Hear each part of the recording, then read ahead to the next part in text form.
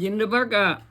see out the men who ye home page tema, Gabia the boat John Pio body. Eddie Gabia hema to the pin. Chow down a gabajo, pincha bosa the boat, geometry bosa, no Adi John Pio gavare. Or a bosa sat on loma by the squaring the saka. So the ghetto Adi bosa the boga. Geometry ma namme chi the classes problem ကန်တော်ဝင်ပု္ပ္ပာ3ပုဒ်ထဲကတပုဒ်ပါအဲ့တော့ဒီနေ့အဲ့ဒါကိုကျွန်တော်နည်းနည်းလေးအခြေချဲ့ပြီးပြောချင်လို့ပါနော်ဆိုဖြစ်ပုံကအဲ့ဒီ3ပုဒ်စလုံးကဆောက်လုပ်ဆွဲသားချက်ပု္ပ္ပာဖြစ်နေတယ်အဲ့တော့ geometry မှာကိုခေ geometry ကျောင်းသားအများစုကတတ်တည်ပြချက်ပု္ပ္ပာတွေပဲဟာညီချောင်းပြပါပြိုင်ချောင်းပြပါရှာပါအဲ့ဒါတွေပေါ့တကယ်တော့ကျွန်တော်တို့6တန်းတော့ geometry စတယ်နော်အဲ့ဒီ geometry က construction ဆောက်လုပ်ပြပါဆိုတဲ့ပု္ပ္ပာတွေနဲ့စတယ်အဲ့ဒါကတဖြည်းဖြည်းနဲ့ခစ်ပြောင်းလာပြီးတော့အဲ့ဒီပု္ပ္ပာတွေကပါသွားတယ်အဲ့တော့အခုအဲ့ဒီပု္ပ္ပာအကြောင်းနည်းနည်းပြောချင်တယ်ဆောက်လုပ်ဆွဲသားချက်ပု္ပ္ပာသူစီကန်းတစ်ခုရှိတယ်ပေးတန်းရဲ့ကွန်ပါရဲ့နှစ်ခုပေးသုံးမယ်အဲ့ဒီပေးတန်းကအမှတ်နှစ်မှတ်ပေးထားရင်မြင်းပြောင်ဆွဲလို့ရတယ်လိုအပ်ရင်ဆက်ဆွဲလို့ရတယ်မြင်းပြောင်ဆွဲဖို့အဲ့ဒီကွန်ပါကြတော့အမှတ်ရဲ့ radius ကိုပေးရင်ဆက်ဝိုင်းဆွဲလို့ရတယ်ဒီကရိယာနှစ်ခုပဲဒီစီကန်းနှစ်ခုပဲအဖြောင့်ဆွဲလို့ရတယ်ဆက်ဝိုင်းဆွဲလို့ရတယ်ဒါပဲအဲ့ဒီပေးတန်းမှာရှိတဲ့အထစ်တွေမလောက်အောင်မတိုင်းရဘူးအဲ့ဒါကြောင့်သူက mark straight edge လို့ခေါ်တယ်အဲ့တော့အမှတ်အသားမပါတဲ့ပေးတာအမှတ်အသားပါရင်3ခွင့်မရှိဘူးအဲ့ဒီလိုဒေါန်တိုင်းစဝိုင်းချမ်းတို့နော်အဲ့တော့ဒီတရိကံများတို့အဲ့ဒါဒီ3ခွင့်မရှိဘူးနော်ဆိုတော့အဲ့ဒီမှာကျွန်တော်ပု္ပ္ပာတပုတ်တွဲပြမယ်ဥပမာမြင်းပြက်တစ်ခုပေးထားတယ်အဲ့ဒီမြင်းပြက်ရဲ့ထောက်ဝပိုင်းမြင်းမှာဒါကြောင့် construction of perpendicular bisector ထောက်ဝပိုင်းမြင်းမှာဆွဲမယ်ဒါဆိုကျွန်တော်ဘာလုပ်မလဲဆိုရင်ဒေါန်စွန်းတစ်ခုကိုဗဟိုထားအဲ့ဒီမြင်းပြက်ကို radius ထားပြီးဆက်ဝိုင်းဆွဲ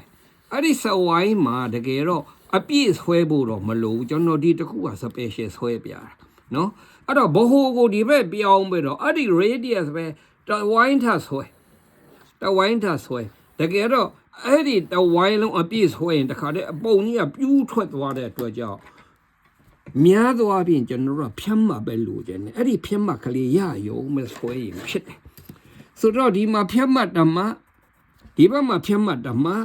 ဆိုတော့ကျွန်တော်အဲ့ဒီဖြတ်မှတ်နှစ်မှတ်ကိုဆက်လိုက်လို့ရှိရင်အဲ့ဒါဟာ perpendicular bisector ပဲ AB ကိုဒေါင်းမှန်လဲကြားတယ်ထောက်ဝက်လဲပိုင်းဆိုဒေါင်းမှန်ကြားထောက်ဝက်ပိုင်းကြောင့်ကျွန်တော်သက်သေပြကြည့်မယ်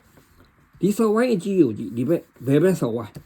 အဲ့ဒီဘယ်ဘက်ဆော်ဝိုင်းမှာဒီမြင်းနဲ့ဒီမြင်းက radius AB radius နဲ့ယူထားတာ哦ဆိုတူပဲတခါဒီဘက်ညာဘက်ဆော်ဝိုင်းကိုကြည့်ရင်ဒါဘဟုယူပြီးဆွဲထားတာဆိုဒီဘက်မှာလဲ radius တစ်ခုဒီဘက်မှာလဲ radius တစ်ခုဆိုအဲ့ဒီမှာလဲ radius တူပဲ AB ပဲဆိုအားလုံး AB နဲ့တူတဲ့အတွက်ကြောင့်ဒီမြင်းလေးချောင်းစလုံးတူပြီးတော့လေးနာလုံးတူတဲ့ rhombus ဖြစ်သွားတယ်rhombus ကဒေါင်းပြက်မြင်းတဲ့ကြောင်းအချင်းချင်းဒေါင်းမှန်လဲကြတယ်ထောက်ဝက်လက်ပိုင်းနဲ့အားဒါကြောင့်ထောက်ဝက်ပိုင်းမြင်းမှဖြစ်သွားပါတယ်ဆိုလိုတာ construction ပု္ပ္ပာဒီမှာကရိယာနှစ်ခုသုံးခွင့်ရှိတယ်တခြားမသုံးပါဘူးပြီးတော့ပြုလုပ်ချက်လည်းပြရတယ်တက်တည်လည်းပြရတယ်ကိုပြုလုပ်ထားတာမှန်ကြောင်းဆိုတက်တည်ပြရတယ်နော်အဲ့တော့ကိုကျွန်တော်နောက်တစ်ဆင့်တက်မယ်မြင်းပြောင်းတဲ့ကြောင်းပုံမှာရှိတဲ့အမှတ်ကိုဖြတ်ပြီးမြင်းမှဆွဲမယ်ခုနကတော့အလယ်မှတ်ကိုဖြတ်ပြီးမြင်းမှဆွဲတာ perpendicular bisector က any point AB ပုံမှာပဲအမှတ်ပဲယူအဲ့ဒီအမှတ်မှာမြင်းမှထောင်ဆွဲမယ်ဆိုတော့အဲ့ဒါဘယ်လိုလုပ်မလဲဆိုဒီကရိယာနှစ်ခုပဲသုံးမယ်အဲ့ဒီအမှတ်ကိုဖြတ်ပြီးတော့ကျွန်တော်စဝိုင်းငယ်တဝိုင်းဆွဲမယ်စဝိုင်းငယ်တဝိုင်းဆွဲပြီးရင်မြင်းပြောင်ကိုနှစ်မှတ်မှာဖြတ်တော့အဲ့ဒီဓမ္မစီကိုဗဟိုပြုတ်ပြီးတော့သင်တော်တယ်လို့ radius နဲ့စဝိုင်းဆွဲမယ်စဝိုင်းကအပြည့်ဆွဲဖို့မလိုဘူးသို့တော်လည်းအဲ့ဒီအပြည့်ကိုစိတ်ကူးရင်ပြီးတော့ကြည်တာပိုကောင်းတယ်ဘာလို့ဆိုတော့ပုံကခုနလိုပြဲသွားမှာဆိုလို့အဓိကကကျွန်တော်တို့ဖြတ်မှတ်လို့ကျင်တာဖြတ်မှတ်ပေါ်ရင်လုံလောက်ပြီပြီးတော့မှအဲ့ဒီဖြတ်မှတ်နဲ့ပေးထားတဲ့အမှတ်နဲ့ဆက်လိုက်လို့ရှိရင်အဲ့ဒါဟာမြင်းမှာပဲလိုချင်တဲ့ C ကိုဖြတ်တဲ့ AB ဘဝမြင်းမှာ ကိုနဲ့ကျွန်တော်ပြောတယ်လို့ဆောက်လုပ်ယုံနဲ့မကောက်အမြဲတမ်းသက်သေပြပေးရတယ်ဆိုသက်သေဘယ်လိုပြရမလဲဆိုကျွန်တော်ဒီမှာပြုလုပ်ချက်ဆွဲမယ်တရိကံတီဆောက်မယ်ပြီးရင်ဒီတရိကံနှစ်ခုကိုကျွန်တော်ထပ်တူညီကြောင်းပြရမလို့ဘယ်လိုပြရမလဲဆိုဒီဆက်ဝိုင်းအငယ်မှာဒါ radius ပါတူတူပဲအငွေဆွဲတော့တခါဆက်ဝိုင်းအကြီးကိုဆွဲတော့ကလေကျွန်တော်တင့်တော်တဲ့ radius နဲ့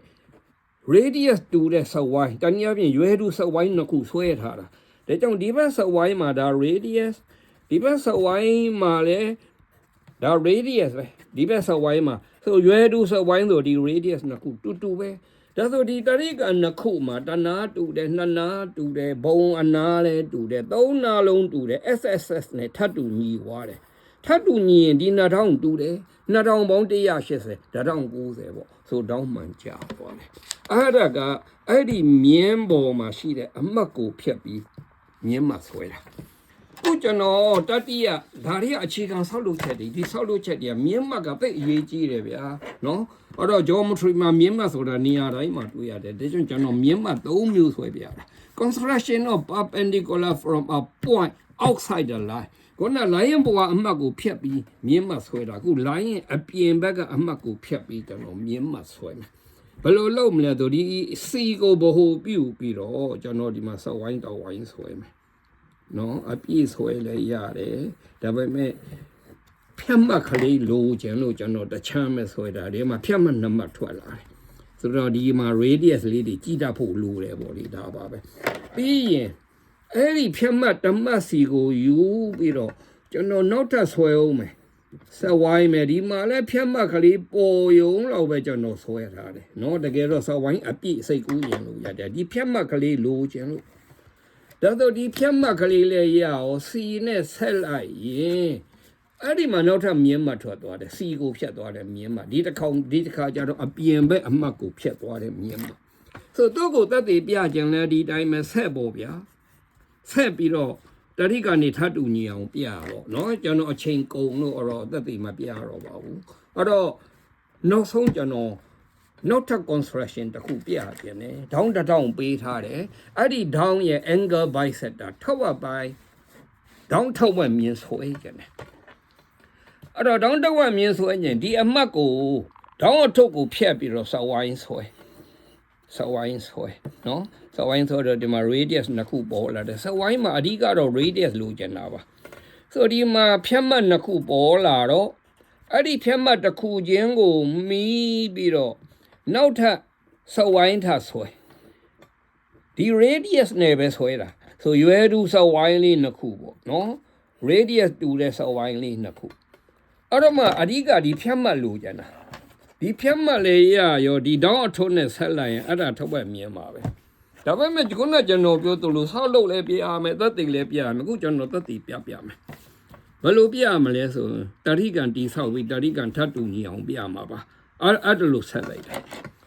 အဲ့လိုဆက်လိုက်တော့ငကိုဒီစဝိုင်းမှာပထမဆုံးဆွဲတဲ့စဝိုင်းမှာဒါ radius ဆိုတူပါတယ်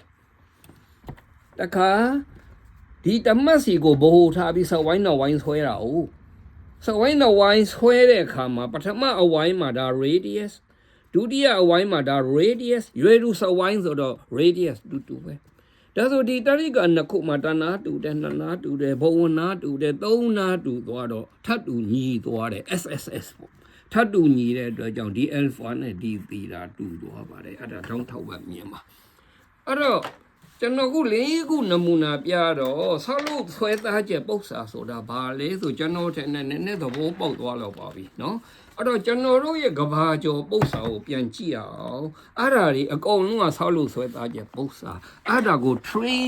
classes problem of classical geometry ဆိုပြီးခေါ်ကြတယ်เนาะအခြေခံ geometry မှာဂန္ဓဝင်ပု္ပ္ပာ၃ပုဒ်ပေါ့အဲ့တော့ခုနကကျွန်တော်ဒီမှာဒေါင်းထောက်ဝက်မင်းကျွန်တော်ဆွဲပြတယ်သက်သေပြတယ်အဲ့တော့ဒီကဘာကျော်ပု္ပ္ပာတော့နှစ်ပိုင်းအညီပိုင်းမယ်ဆိုသုံးပိုင်းအညီပိုင်းပြပါဆိုလွန်ခဲ့တဲ့နှစ်2500 geometry စပေါ်တော့ကြရဒီပု္ပ္ပာပေါ်လာတယ်ဖြစ်ပုံကနှစ်ပေါင်း2000ကျော်သွားပြီဘယ်လို့မှမတွက်နိုင်အောင်ဗျာနှစ်ပိုင်းသာညီအောင်ပိုင်းနေနဲ့သုံးပိုင်းညီအောင်မလုပ်တတ်ဘူးအဲ့တော့ဘလောက်တောင် ဆိုးတယ်လေဆို6တန်းကလေးနားလေတဲ့ဒီပု္ပ္ပာဟာကဘာကျော်တွေပေါ့နျူတန်တို့နော်လိုက်ဘနက်တို့အဲ့တော့ဝိုင်လာတို့အဲ့ဒီပညာရှင်တွေအကုန်လုံးကိုဖျက်ကျော်ပြီး19ရာစုရောက်လာတယ်အဲ့ဒီ19ရာစုရောက်လာတော့မှပြင်သစ်ကမီးကောင်ပေါက်ကလေးတယောက်16နှစ်19နှစ်အရွယ်မှာဂါလွာလို့နာမည်ခေါ်တယ်ဂါလွာသီယိုရီပေါ်လာပြီးအဲ့ဒီကနေအဖြေထွက်သွားတယ်အဖြေထွက်တယ်ဆိုတော့ပု္ပ္ပာဒီပု္ပ္ပာတွေကမဖြေရှင်းနိုင်ဘူးအဖြေမရှိဘူးဆိုတော့ကောက်ချက်ချလို့ရသွားတယ်ဒါပေမဲ့ဂါလွာကလူငယ်ပြီးဆိုးဆိုးတည်တည်ပေါ့ဗျာရံဖြစ်ရင်းနဲ့နဗန်းပွဲတစ်ခုမှာသေသွားတယ်ငယ်ငယ်လေး22နှစ်နဲ့သေသွားတယ်နော်အဲ့တော့အဲ့ဒီမှာဂါလွာပု္ပ္ပာနဲ့အားလုံးဖြည့်ရှင်းလို့ရတယ်ဘာပဲလို့ဖြည့်ရှင်းလို့ရဆိုအဖြေမရှိပါဘူးဆိုတာသူတက်တည်ပြလို့ရတယ်ဒါတွေက impossible problem နော်အဲ့တော့နောက်တစ်ခုကဆရာမင်းဦးရဲ့ home page မှာရှိတဲ့ squaring the circle ပေါ့အဲ့တော့စဝိုင်းတစ်ခုကို area တူတဲ့စတူယန်တိဆောက်ဖို့အဲ့ဒီမှာစတူယန်စဝိုင်းပေါင်းစုံစမ်းသားမဲ့စာရှင်းအောင် radius 1ရှိတဲ့စဝိုင်းကိုစဉ်းစားလို့ရတယ်အဲ့တော့ radius 1ရှိတဲ့စဝိုင်း unit circle ပေါ့ unit circle ဆိုတော့ pi r square ပုံသင်နည်းတဲ့ထည့်လိုက်လို့ရှင်သူ့ area pi စဝိုင်း area pi ဒါဆိုစတူယန်ရဲ့ area pi ဖြစ်အောင်သူ့အနာတစ်ဘက်က root pi ပေါ့အဲ့ဒါကြောင့်အဲ့ဒီ root ပိုင်အလျားရအောင်ကြိုးစားတာပညာရှင်တွေ2000ကျော်သွားတယ်ဘလို့မှမဖြေရှင်းနိုင်ဘူးเนาะနောက်တစ်ခုက doubling the cube ဆိုတာကအဲ့ဒီ cube တစ်ခုကိုဒုတဲ့နှစ်ဆဖြစ်အောင်လုပ်တာအဲ့တော့ဒီမှာလည်းဒီတိုင်းပဲအနာကိုအမျိုးမျိုးယူမဲ့စာတစ်ဖြစ်အောင်ယူလိုက်တော့ဒုတဲ့တစ်ကနေဒုတဲ့နှစ်ဖြစ်အောင်တိဆောက်ဖို့ဆိုတာအဲ့ဒီအနာက cube root of 2ဖြစ်ရမယ်ဒါကြောင့်တယူနစ်ပေးထားရင် cube root of 2ရအောင်ပညာရှင်တွေကစူးစမ်းတာ2000ကျော်တယ်မရလိုက်ဘူးဗျာအဲ့တော့ဒီကဘာကျော်ပု္ပ္ပာတွေမှာရှေ့လျားတဲ့ရာဇဝင်တွေရှိတယ်နည်းနည်းလေးအတွင်းကြသိအောင်ကျွန်တော်နောက်တစ်ပတ်ဆက်ချင်ပါသေးတယ်အားလုံးကျေးဇူးပါ